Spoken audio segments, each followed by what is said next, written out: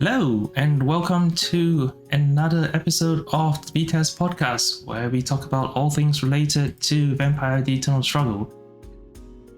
Before we start the video, as usual, I'd like to remind you that if you like this video, give it a thumbs up, subscribe to the channel, and share this video. It really helps with the YouTube algorithm, and it helps with getting the channel out there. And if you've got some spare change, say $5 a month, do consider becoming a patron of the channel over at patreon.com/SwankuOZ.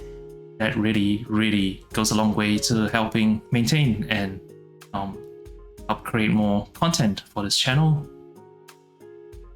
And with that out of the way, today we have a special guest for a very special topic. We're going to, I guess, do a little bit of prediction over based on what was released on the latest, in this case, the June 2022 newsletter from VKN. And we have with us today Prince of Melbourne, tallest person in the room, the one, the only, Stu. Hello, Stu. Hey, how are you?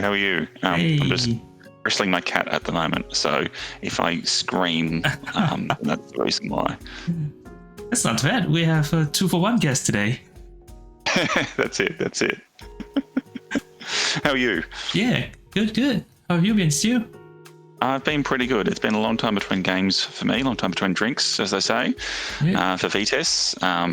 As you were saying beforehand, I'm sort of the person who very much likes to play in person, and I have been doing quite a bit of board gaming and stuff like that, but VtES requires, 3 to 4 other people at least, and a good couple of hours, and also, dare I say, people who are comfortable with a bit of player elimination in that.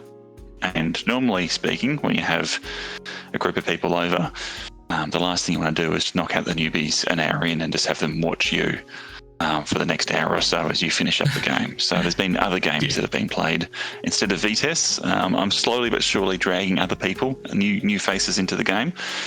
But it's a slow process. But that's good. It's one of the things that makes the game unique, for better or worse, and one of those things that you couldn't really change in the game without breaking it. So, it is what it is. It's a feature, not a bug. Yeah, for sure. I mean, let's face it, you're still, like you just said, you're still really very much into VtES. Also with, very much across the new V5 VTM law. And I have to say, I got excited that you got excited enough to share some of your thoughts about, the potential, not the next set, because the next set is still looking to be Fall of London, but the set of the next. So for any of our viewers or listeners at home, if you're not across the June 2022 newsletter from VKN, the latest update is that the original plan of having more Camarilla vampires after the Fall of London set has been released is currently shelved, and we are going to be looking at the new V5 iterations of Ravnos, Salubri, and Tzimisce clans with the new shiny, spanky new discipline spread.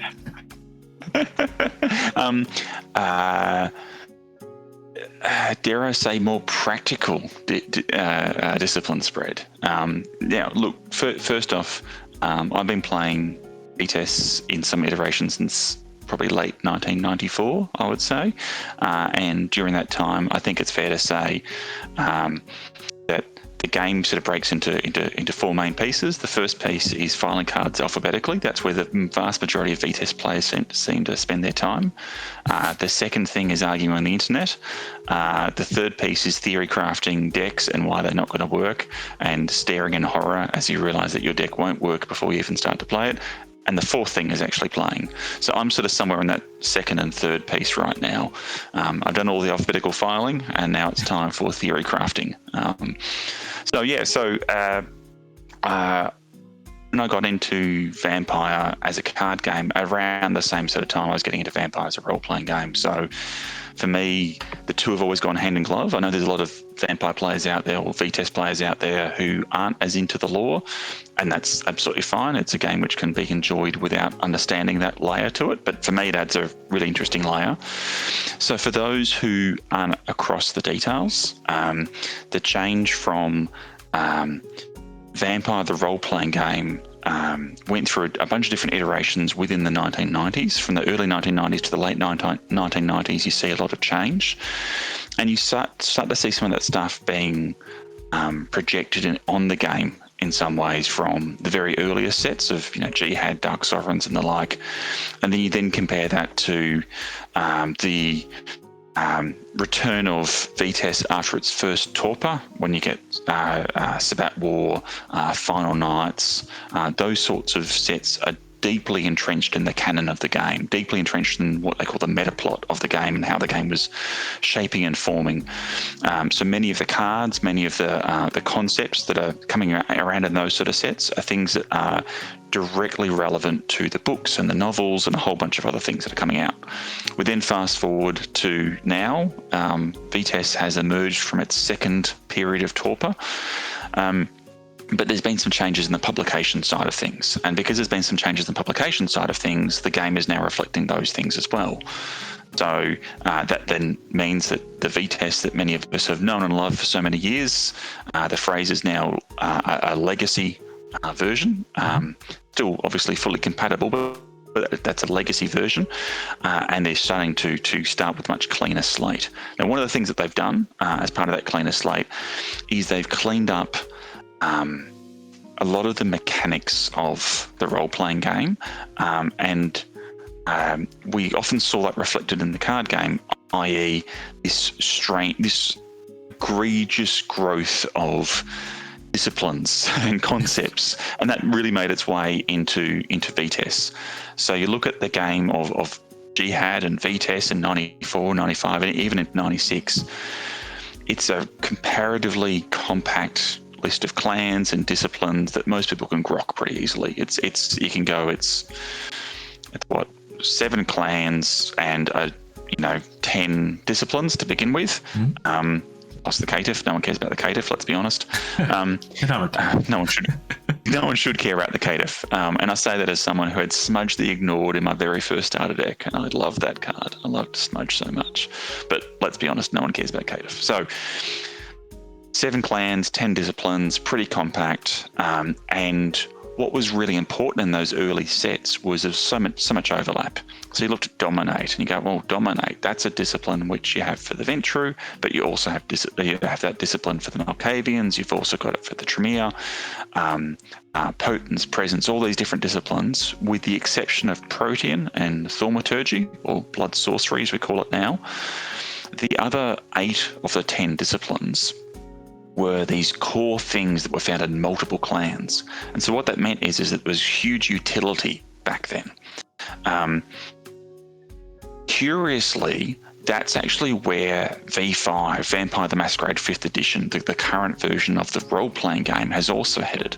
And it's really actually interesting because this is the first edition where, to express the disciplines, they actually use the discipline symbols that VtES has been using since 1994, which I find is awesome because now all of a sudden you can open up a VTM book, a Vampire the Masquerade book, and you can see a big eyeball and a diamond. That means Auspex, and that's really cool.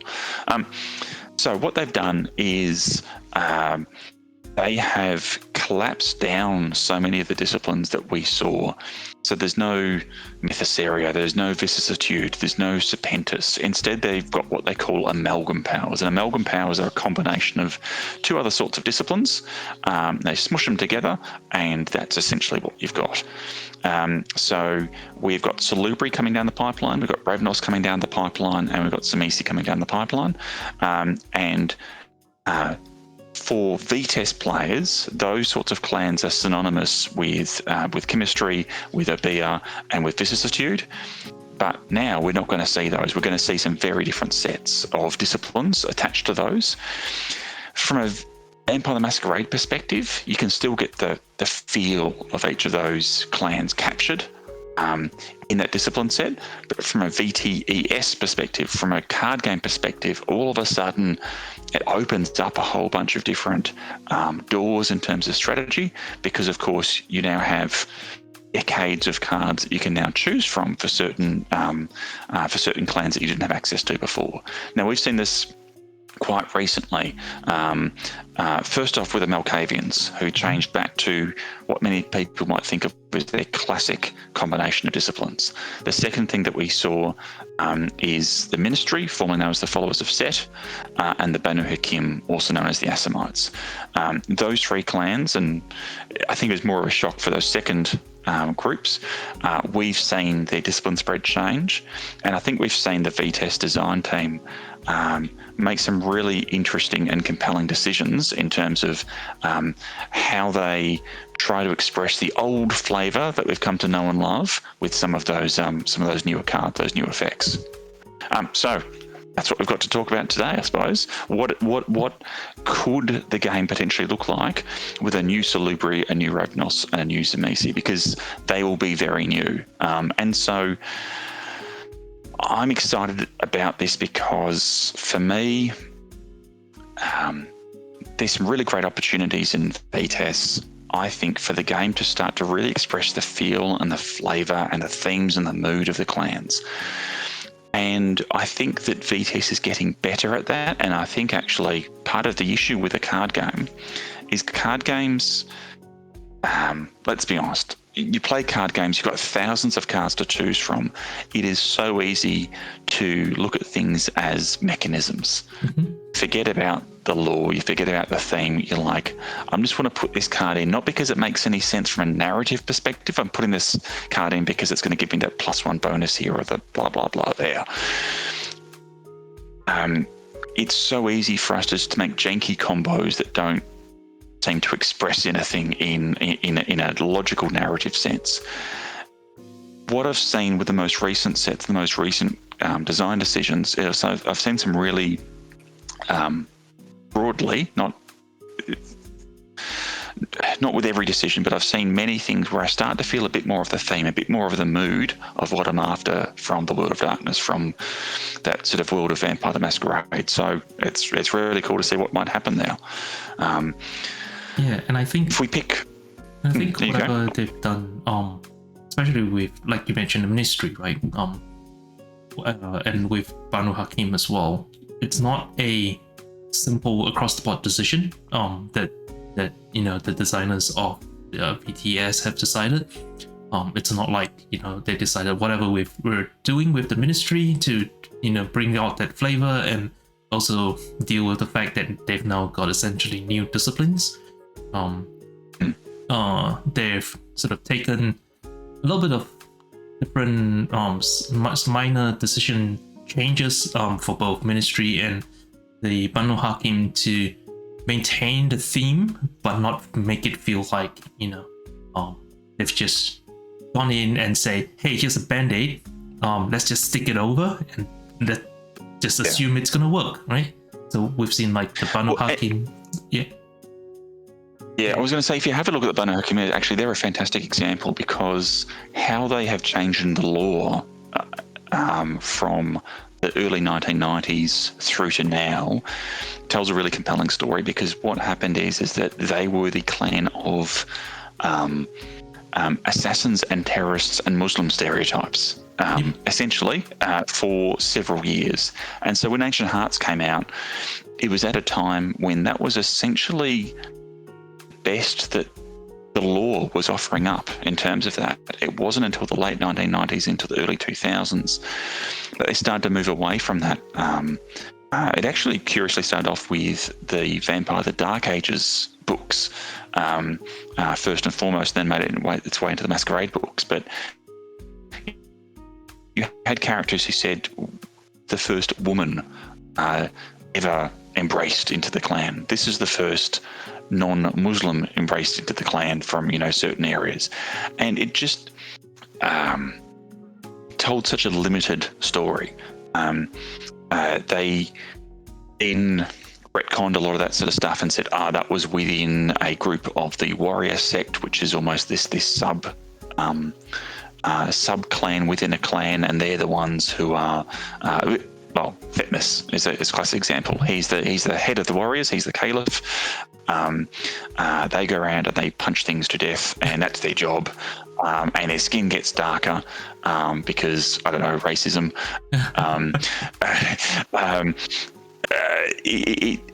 And then you've got these mystical exotic sorcerers, etc., and you've got viziers, and you've got a whole bunch of other things like that.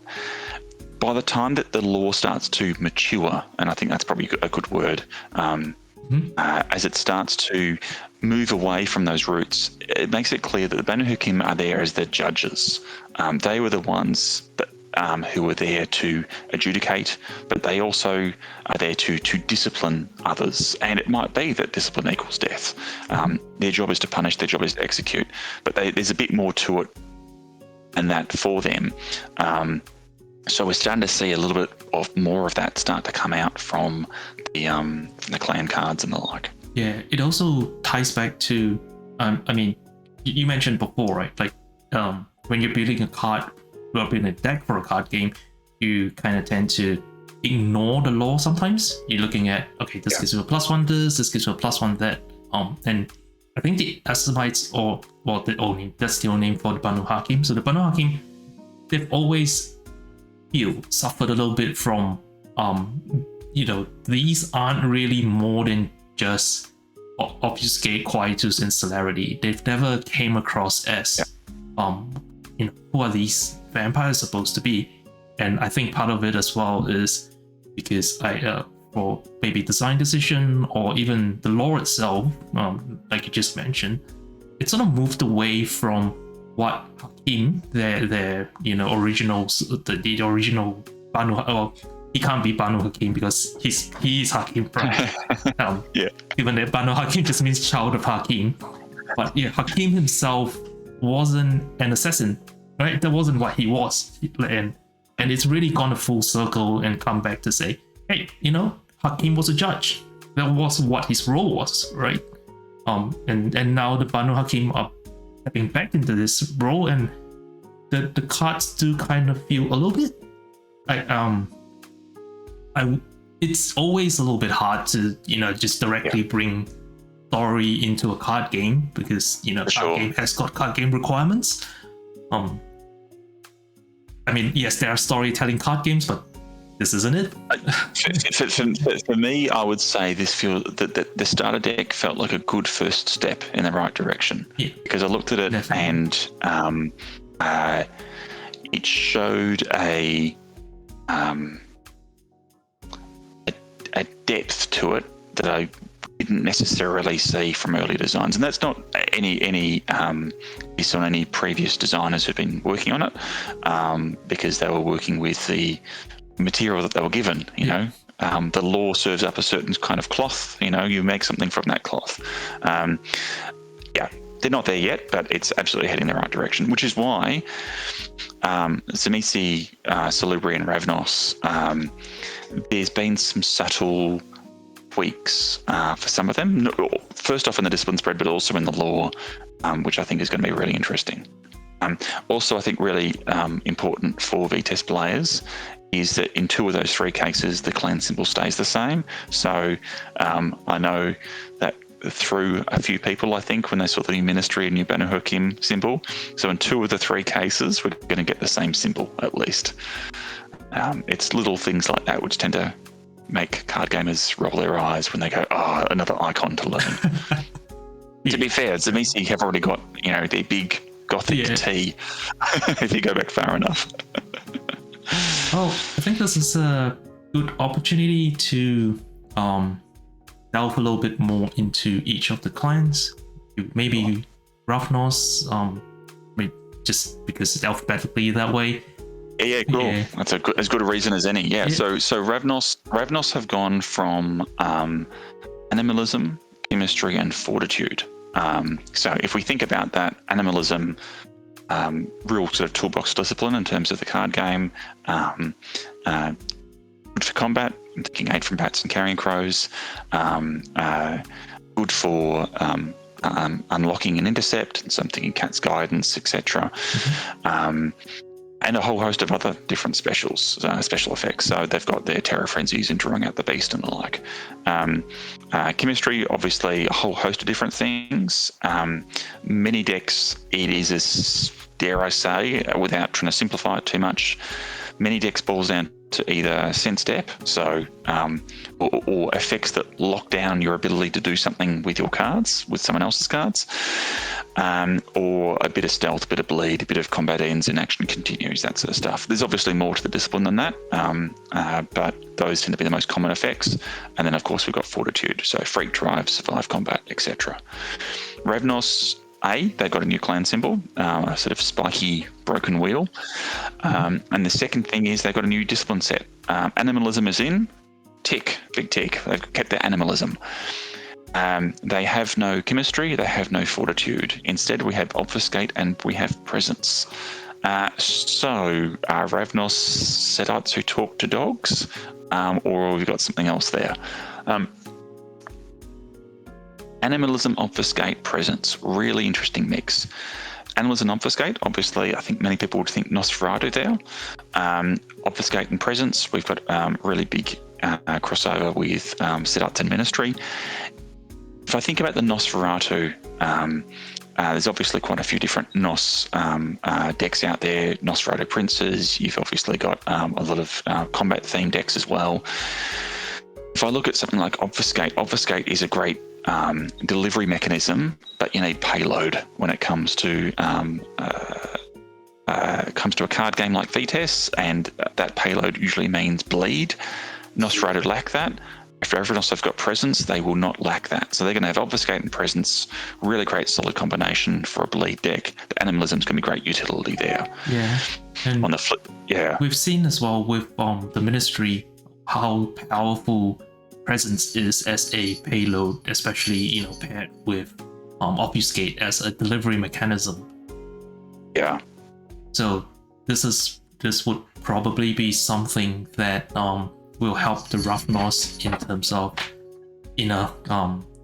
I guess getting there, right? Because previously, absolutely. Like you mentioned before, the Ravnos decks tend to lean towards either sensory deprivation, which is a card that says lock a vampire and the vampire doesn't unlock until the original acting vampire has left the game, or they run some sort of Week of Nightmares setup where they flood the table with a lot of embraces and terminals, and then everyone bleeds for 2 and punches for 2, and at some point hopefully they'll get there before the week ends.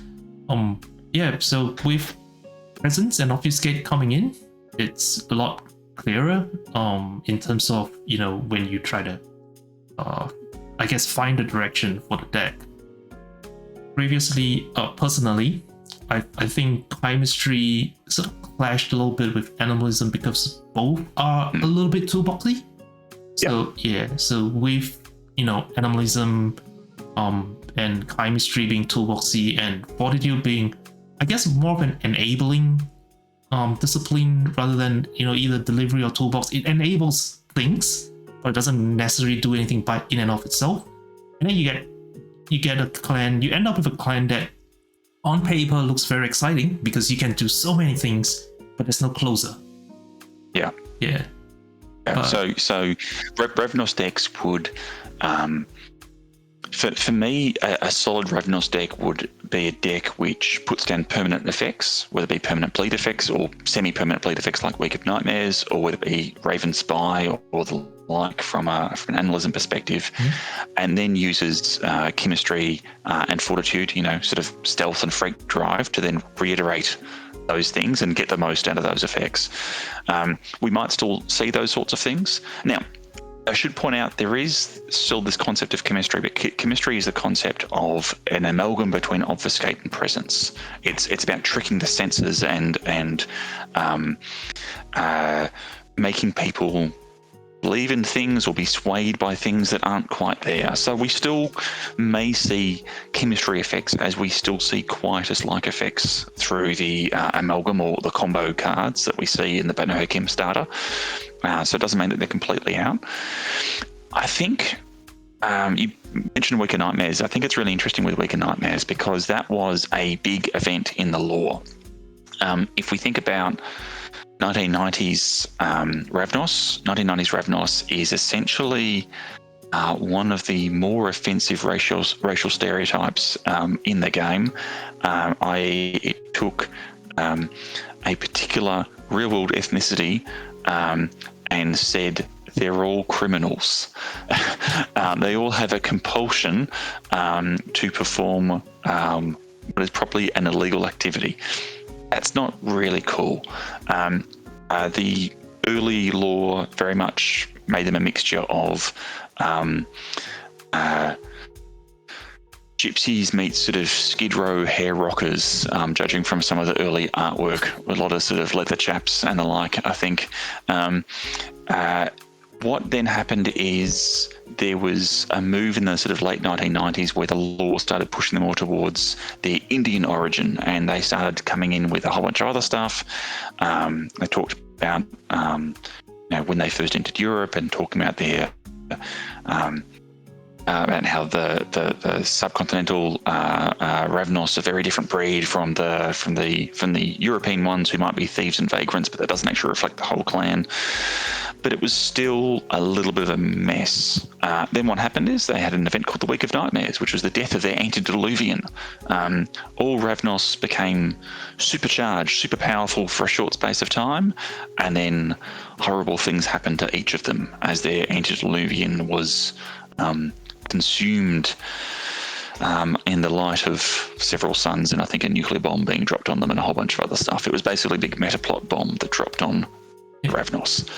Since then, they have become effectively caitiff-like creatures. There's not many of them, and they constantly moving from place to place. In the lore of Vampire 5th edition, they don't talk about their roots, but something bad happened to the clan. The clan is sort of broken, and they wander. They can't stay in a place for too long.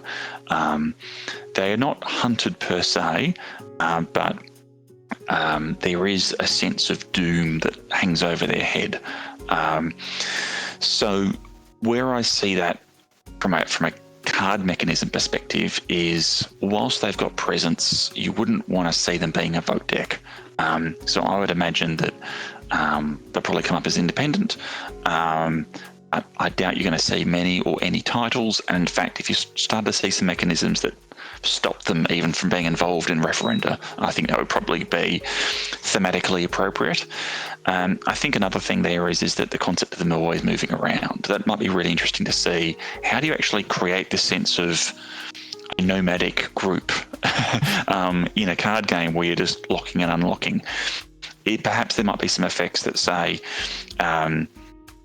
perhaps they might get bonuses if they do different things every turn, or perhaps they get penalties if they keep on doing the same thing every turn. Maybe if someone else has bled, then the next Ravnos who tries to bleed in the same turn might get a penalty, but if they do something else, they might get a bonus. There might be a bunch of different things which actually emphasize that sort of toolbox nature that you're not quite sure what they're going to do piece. They are tricksters, they are bluffers, they are deceivers. They're very hard to pin down, and it'd be really interesting to sort of see how that comes through in the lore. Yeah, so that was an interesting sort of point in the, I guess, the clan characteristics where, the trickster bit of things, you want to come across, even in the card game, where they're unpredictable, they don't just repeat the same thing over and over again. It would definitely be interesting to see a mechanic similar to that. The other thing as well is, if I'm not mistaken, they have this thing in the 5th edition of Vampire the Masquerade where they also lean towards the more splashy, more Daredevil sort of as a drawback. Sure. Yeah. I wonder, because Vampire the Struggle VtES it's a game of small incremental value, right?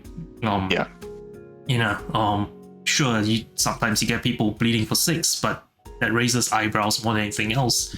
So you're always, chipping away, and it's a collection of small value actions that build up into a finale.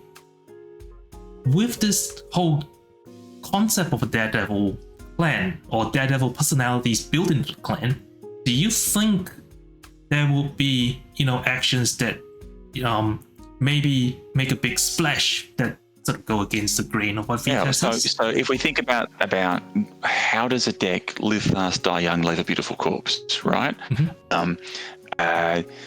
I think perhaps the card that we could think of as a template for something like that might be something like Force of Will. Force of Will is you thought I was done? No. I still have some more. So perhaps it might be, do this thing. It's really cool. If I get blocked, I'm screwed.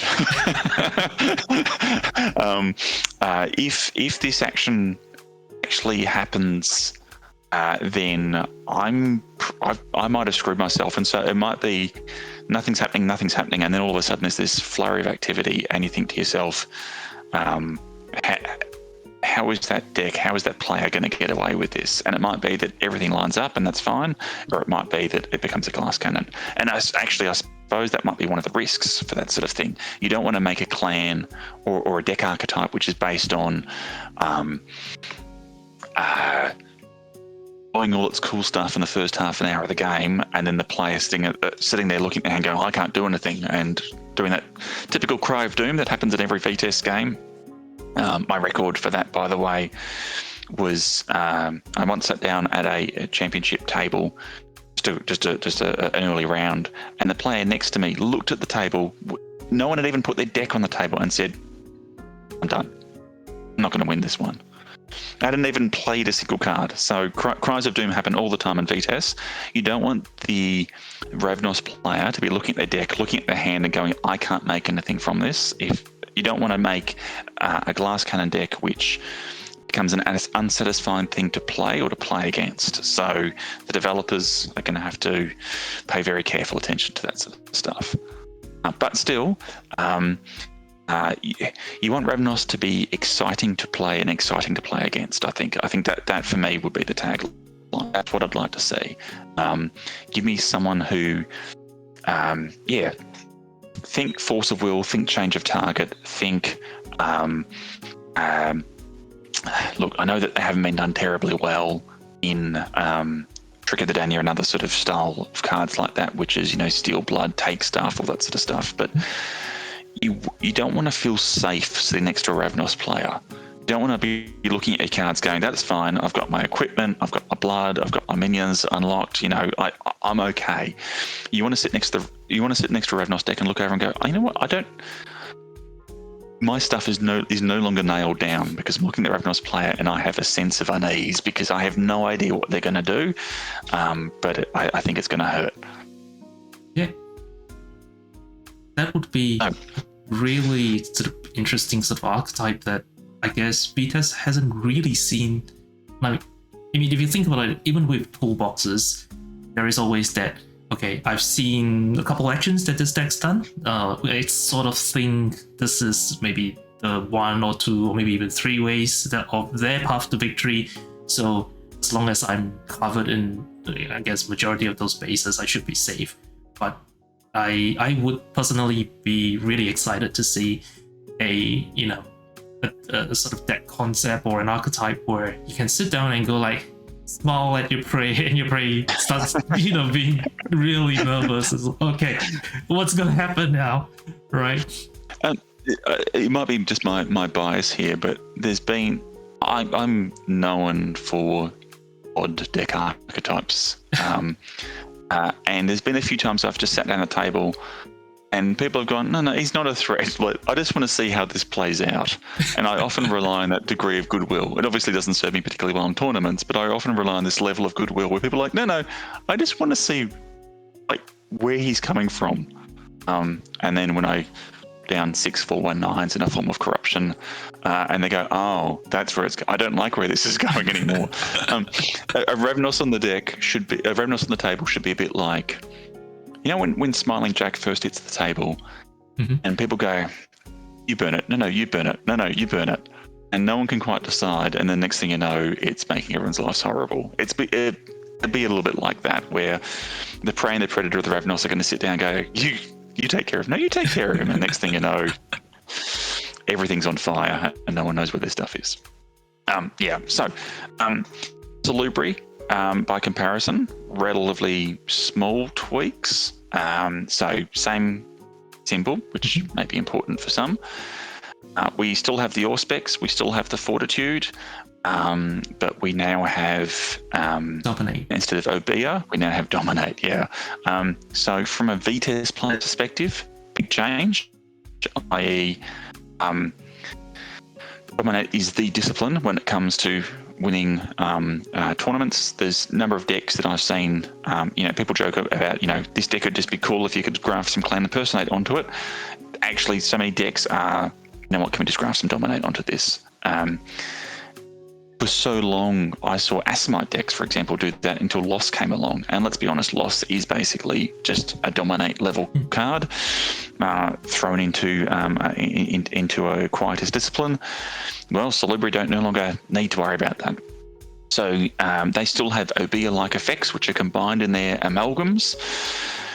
Salubri are interesting because the early lore of the Salubri back in Vampire the Masquerade 2nd edition, I remember at least, we're talking about, we think there might only be 7 Salubri out there. They're so rare that you could put them all on a big bus and still have plenty of seats left over.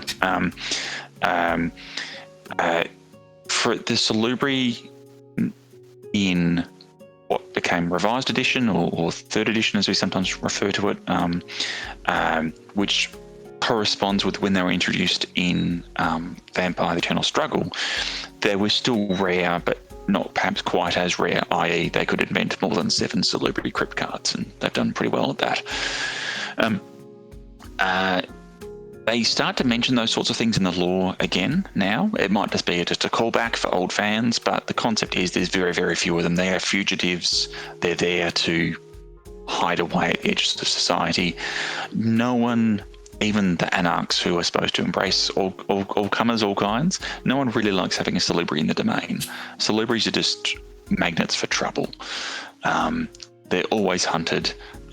Someone's always after them. You know that if they're going to be there, someone's going to be after them. So for me, Salubri need to be good at hiding. They need to perhaps be tricky to find, but if you do get them, perhaps there should be some sort of benefit. So I guess my thinking there is that perhaps think of it like you don't want to go down there sort of the red list path or anything like that, but you want to have some sort of effects there where if you manage to corner the Salubri, perhaps, for example, if you blood hunted them, there might not be a blood hunt referendum if there's a Dalberry attempt, for example, because no one really cares enough about them. No one's in their corner. They are there as healers. They're there to resist. They're there to redeem as well. So what does redeem look like? What does humanity look like? Well, humanity is a central concept in Vampire the Masquerade, but it's almost completely absent from Vampire the Eternal Struggle. Maybe there's some sort of Golconda-like effects that they throw in with the Salubri. Maybe there's certain things where if a Salubri can remove itself from the game, or indeed perhaps, and I'm completely spitballing here, what if a Salubri could tempt a vampire towards redemption in the same way that a ministry member can tempt them towards corruption? What if they could spend a whole bunch of the game saying, you know what, you just need to exit from this whole jihad, this whole great game. You don't need to be manipulated by Methuselahs. And maybe the Salubri's goal is to actually take other vampires out, not through combat, but actually through combinations of special actions, which make that vampire go, yeah, you know what, I don't want to fight anymore. And next thing you know, they're removed from the game and the person's key plank in their strategy's disappeared. So there's a whole bunch of different things which they could do. I think we're going to see plenty of effects which emphasise throwing themselves in other people's way, sharing the blood around, helping allies, etc., etc. I think there's a bunch of different things which you'd currently see within a Salubri deck. Mm-hmm. I think the other interesting thing is assuming that they keep the scarce condition, assuming that they're going to keep that keyword there. I think is going to be, well, what does a starter deck look like? And I think this could be a really good opportunity to throw in a handful of other vampires for some other clans. And so perhaps you could throw an Adventurer there, or perhaps a small Cap Toreador or something like that if you've got the Auspex. There's a bunch of different cool things. The last thing is obviously Auspex, Dominate, Fortitude. That's a classic Venture Anti-Tribu grinder deck. Give them a weighted walking stick, have them go to town. It's going to be the wrong group number, but it's the sort of Neighbour John style, Owain Evans style, classic grinder. I think that they've got a really good opportunity there to become a strong deck in the current meta. The interesting thing between the two things that you just mentioned, Scars and the grinder sort of archetype, is that the grinder archetype typically goes not really wide, but maybe 3 to 4 vampires, something like that. And with Salubri taking on Dominate as a clan discipline, that's in theory possible, but again, you mentioned that they're likely to still be Scars. So that's, you don't really want to be, the first vampire is fine, and then at some point you realize, okay, so Governor Line maybe pays for Scars for the second one, and then you get the third one and you're like, all right, maybe we can't really go that wide. And that's the thing, right? You also mentioned that lore is starting to come back, I guess, into VtES, and you do want to keep that whole feel that the Salubri are actually Scars and not just, it's not just a 3-pool mechanic that people are using to dominate or Golconda to overcome, and then just have, I don't know, Salubri weenies, which is really weird. So Well, actually, so let's think about that. Let's think about you want to make sure there's a bit of pool game, but also you want to try and emphasize it's bad if they're gathering together in one spot, because it means they're drawing unnecessary attention. So imagine if there was a MasterCard. Obviously we've got Path of Tears, there's Stranger Among Us, a couple of other cards out there which talk about that concept. What if there was a card? I'm thinking here using almost like Ruins of Charizal as a basis or something like that, where what if there was a card like a MasterCard or some other effect that said your scarce cost goes on this card, and you can use this or perhaps every time you pay the scarcity cost, you get some sort of benefit out of that. Perhaps you don't need to pay it, but every time you don't pay it, you put some tokens on this card. For every token on the card, that's an extra intercept. Someone else, some other Methuselah can burn that to gain +1 strength against a Salubri, or +1 bleed against someone who controls a scarce vampire, +1 intercept against a scarce vampire. So go, yeah, that's fine. You can discount your scarcity cost. But you're going to do that. You're actually going to make some noise, and then everyone's going to know that you're there, and that's going to actually gather attention. Now, throwing everything in a MasterCard is the weakness of design in some ways in VtES. It's easy to just throw things in as a MasterCard, and then MasterCards are often, in many decks have pretty tightly contested amongst a bunch of other staple cards. So you need to make it a solid enough card that it's worth playing, that's really going to make its way into the deck. But there's some real opportunities there to say what could be a way that we emphasize scarcity, but still actually allow people to play with it. And dare I say, with Auspex and Dominate as well for Salubri, anything which works well for Salubri in this space could work well for our good old buddies the Nagaraja as well. And let's be honest, they don't have very many friends, and so anything we can throw their way, I think would be pretty cool. That would get tied into one of those. That would probably be a good sort of, the other clan to put into a starter together with Salubri. Eventually. They're no longer a clan or a bloodline, but that's probably another story. Part of the new Hecata, I think. Yeah. So they're kind of sort of there, but not really there.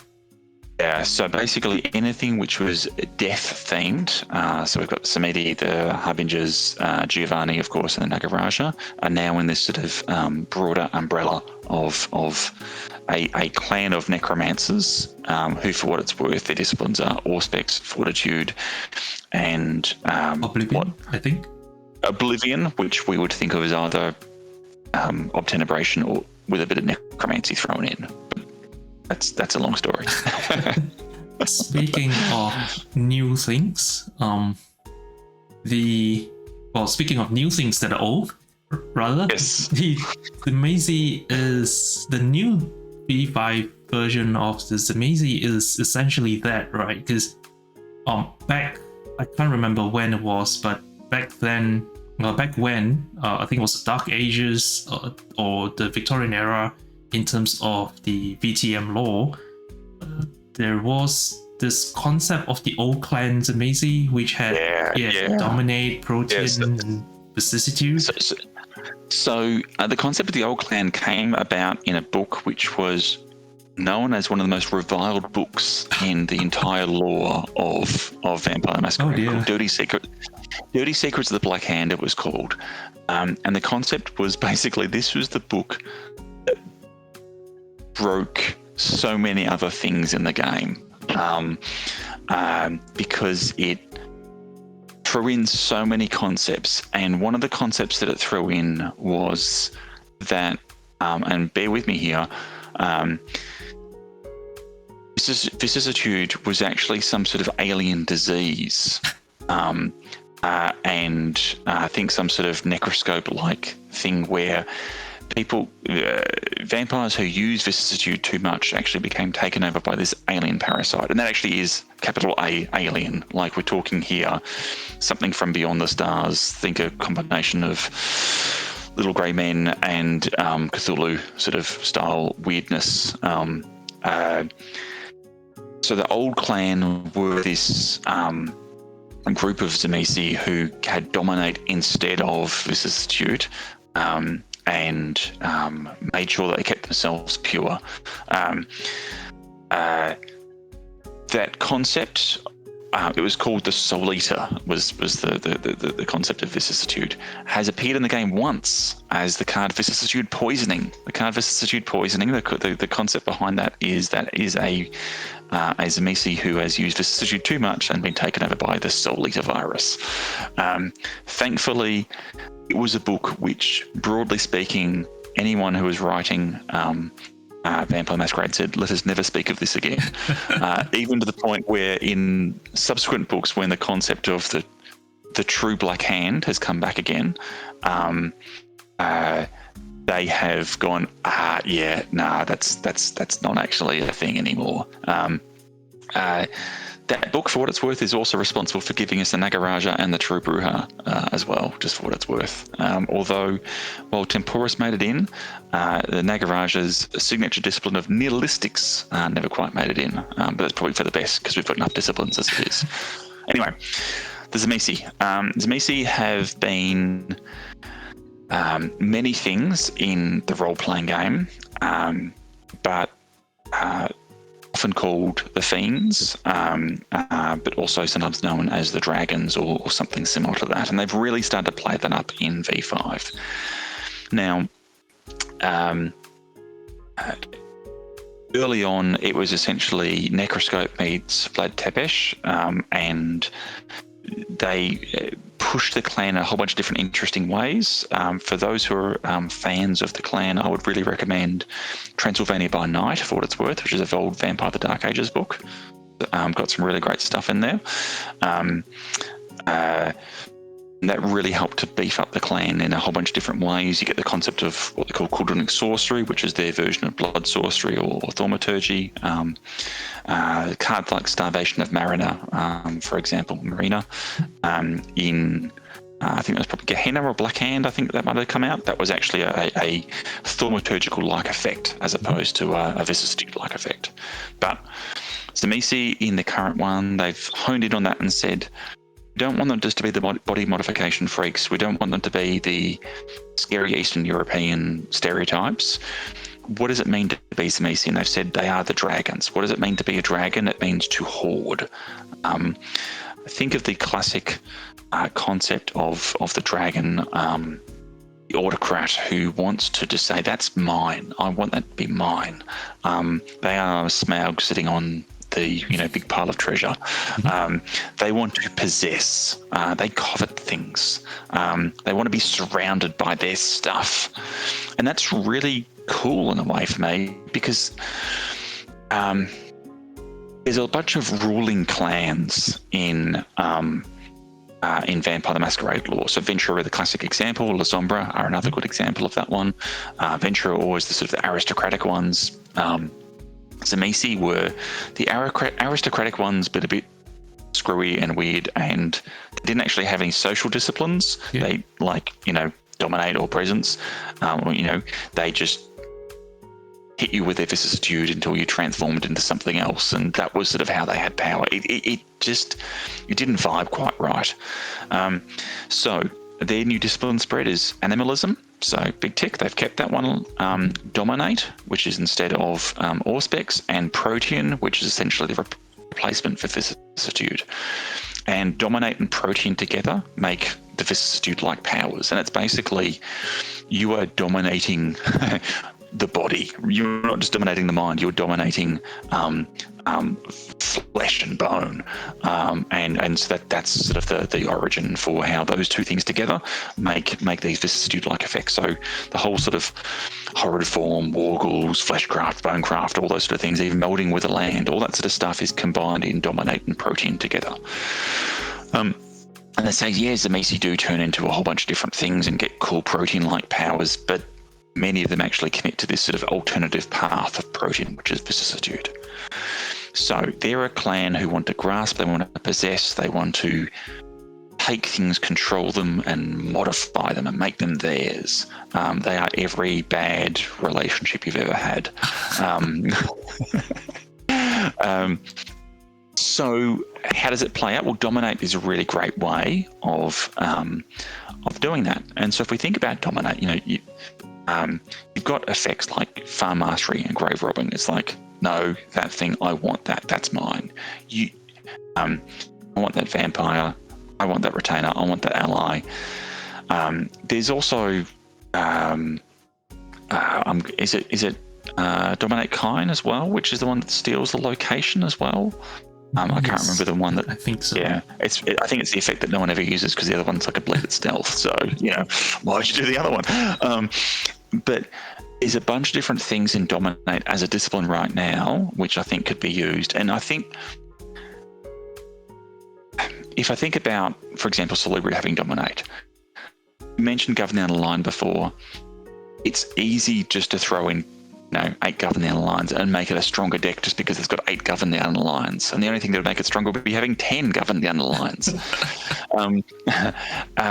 Tzimisce, yes, there's an opportunity for that. Yes, it makes sense. Yes, it'd make it a stronger deck. But actually, I think there's also a bunch of stuff existing in Dominate right now, which haven't been reprinted yet in the current V5 environment. And it might be really interesting to see if they just threw some of those in there. Doesn't need to be too many, but just a couple more would really start to bring out the flavour of the clan. So I think that'd be really cool to see. The most important thing, I think, is Tzimisce, for many people, are a wall deck, right? Yeah. They are a deck that sits there with Auspex and with Animalism and blocks everything. They oust to the left, get their 1 victory point, and then just wait for the table to come to them. They take down the person who tries to take them down, and they survive, get the 3 victory points. Huzzah, I've got the game win. Are we going to see that with Animalism and Dominate and Protean? Well, I actually feel like I don't maybe, think so. I actually have to disagree there. I feel like maybe it's because with the Gangrel starter, this also kind of depends on whether this part of the lore I'm not too familiar with. So it also depends on whether the Tzimisce would become an Anarch leaning sort of clan. I don't think so. Yeah. Are they? So the concept is the Tzimisce, they have a bit of, there's some Anarchs in there, there's some Sabbat, not that we'll probably see them in the starter. They have a couple of Camarilla, but the Camarilla don't really trust them. And it's because ultimately the Tzimisce put themselves before sect in many cases. They put what they want ahead of, what the sect might want. And that's a little bit different than how they were expressed previously. They were often the spiritual leaders, for example, of the Sabbat. And they still have that role there. But this concept of that possessor, that sort of dragon-like coveting of stuff, that's relatively new. So I think the thing is that we might see some Anarchs, but yeah, we'll see. But you're right, because I hadn't really thought about that from what we're going to see in the Gangrel deck, because of course that's Animalism and Protean and Anarch, right? So there's going to be a whole bunch of different effects that they could lean on there. Yeah, because with, I think, Protean and Animalism in what the Anarchs have access to in the new Gangrel starters, and also a little bit on the new Bruja starters, there is a fair bit of intercept that has gone into Protean, but mainly from the Anarch sort of angle. So I'm actually really keen to see Tzimisce having sort of deck archetypes beyond a wall deck. I mean, like you mentioned, every time someone brings up Tzimisce, nobody's gonna go like, "Oh, is it a stealth bleed?" Yeah, nobody's gonna do that. Yeah, toolbox maybe, but yeah. Not another soul decoration deck. Oh no. So it would be really interesting. Protean especially grants the Tzimisce a lot of really interesting effects that they previously wouldn't have access to. So what I'd really love to see here, and this is obviously thinking, in Galaxy Brain 10 steps ahead here. Imagine if you went, well, what Tzimisce deck am I playing? I'm playing an Anarch Tzimisce deck. So what does that mean? That means I'm probably combining them with Gangrel, and I'm using those existing multiple discipline effects and Anarch specials to make it an intercept wall Tzimisce deck. If I played a Sabbat Tzimisce deck or an independent Tzimisce deck, then it might be that there's some other archetypes which start to come out, and it might be that that sort of stuff starts to change. I would love to see, because it stayed within the lore for so long, it doesn't really work right now, but there's a card called Haven Affinity, which has been around since Sabbat War, I want to say, which is basically, you block me, I get angry. And, I get high level of disciplines, all that sort of stuff. I would love Tzimisce to have, don't come at me. So maybe it's that they get intercept, but they get really good intercept against D actions. So if you come and try and take my stuff, I will get angry. And I will hunt you down. I will make sure that you don't do that. So if I block a D action, if I try to block a D action, I'm going to get extra intercept, and I might get some bonus in combat. So you don't want to go after them. And so perhaps there's a Tzimisce the deck you sort of want to work around, because you don't want to poke the bear or the dragon, as the case might be. You don't want to make them angry, and because then they're going to turn around and try and possess what they think is rightfully theirs, i.e. all of your pool. So what I'm hearing is you're saying that the Tzimisce are likely to be a clan who might not know who you are, might not know where you come from, but have a very specific set of skills and will come after you. Yeah. Again, I want someone sitting down next to a Tzimisce to be worried. Again, because we play with a bajillion cards, there's such a deep and complex set of card pools for us to play around with as experienced players. if I'm thinking about this, narrowing it down to a V5 player, someone who's only got access to the Vampire VtES 5th edition starter box, the new starters that have come out, Fall of London, and these new decks coming out. When a Tzimisce deck hits the table, what are they going to think? What are they going to feel when they compare that to the original box that they've gotten? When they've compared it to the Anarch boxes that they've gotten? Salubri, Ravnos, and Tzimisce, all three of them should offer something new to players and different feelings of what am I up against here. So I think the most important thing is, from a design perspective, none of them should feel like existing decks that we've got. Yeah. They should all feel different, and they should all conjure fear, anger, hopelessness when you sit down, because you should look at them and think, I understand the angle I might have into these, but I also understand they're offering something new. And I think that's the really important piece here. Some of these ideas might be old hat for experienced players, but they might be newly displayed or demonstrated to those who are newer on the scene. I think the way that these three have changed within the lore, I think there's some really fantastic opportunities for the team at Black Chantry to present old things to us, but in a new light, and which is really going to refresh and re-energize the scene, just as they have done with all their releases to date. I think I can't wait. Yeah, definitely. I'm excited about well, I am excited about the Fall of London, but I'm definitely, unfortunately more excited about seeing where these three clans would, sort of what new directions they take. And I think, and I think this is something that you've alluded to throughout this whole video, is we're in a design space where you want to have something new, because you don't want to rehash the old, the Ravnos is just going to be lockdowns or Week of Nightmares, and then Salubri is just going to be Spirit Marinette, and then Tzimisce is just going to be a wall.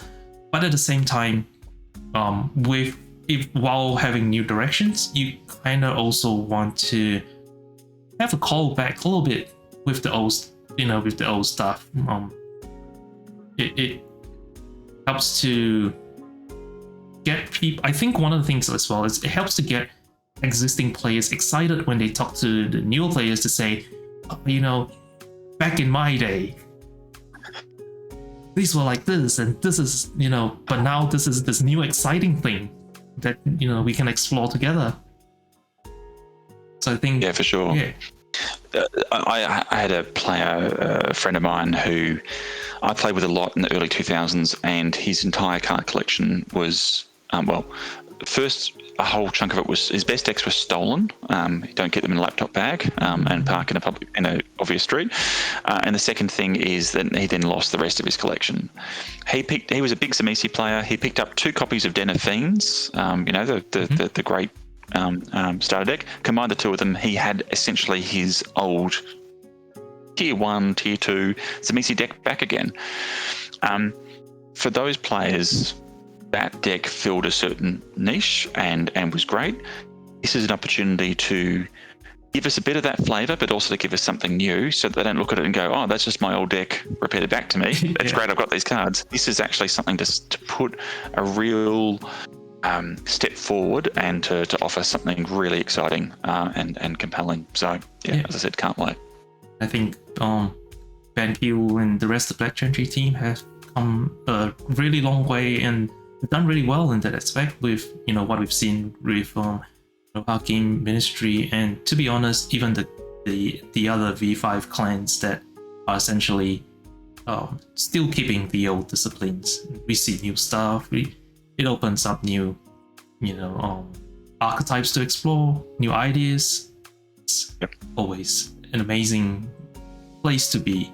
You want the card game to keep growing, keep being, while you have that familiarity, this is still the game that you picked up, say 20 years ago, but you also want to see it keep growing, get excited about stuff that's gonna happen, not just like, oh, I've seen all this before, so I'm just gonna skip it. That's it. Yeah. Awesome. All right. Great chatting to you, man. Yeah. Thank you very much for coming on to the podcast with us, Stu. It was great having you. I hope you had as much fun as we had to, and definitely a great opportunity for all of us to listen to what lives in your mind palace.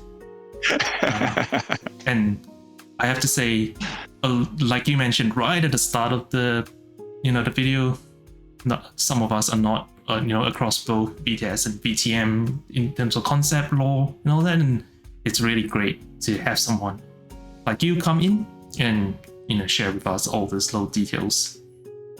I mean, the alternative is I have to read a book, which I don't know how I feel about that.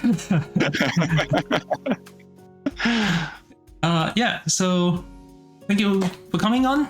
Hopefully we'll have you on again in future. Maybe we can do a video to when the 3 new clients actually come out, and to see what we've got right, what we've missed.